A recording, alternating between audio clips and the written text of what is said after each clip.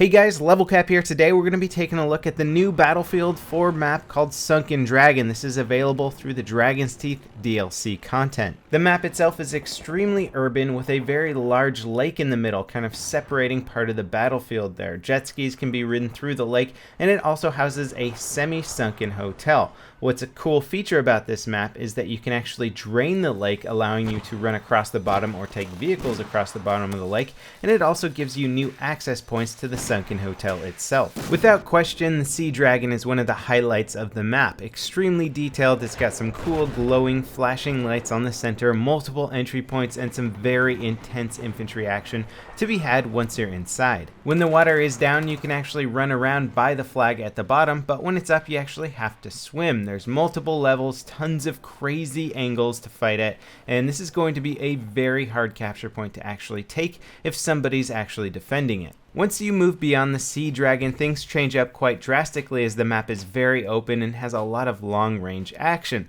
Around some of the capture points it becomes a bit more close quarter, but there are some vehicles that can move around the map, there's multiple scout helicopters, and things can get pretty intense out in the open. As an infantry player, you're going to want to make sure you have access to at least transport vehicles, as getting from one side of the lake to the other can be a daunting task, especially when the lake is full and there's no jet skis available.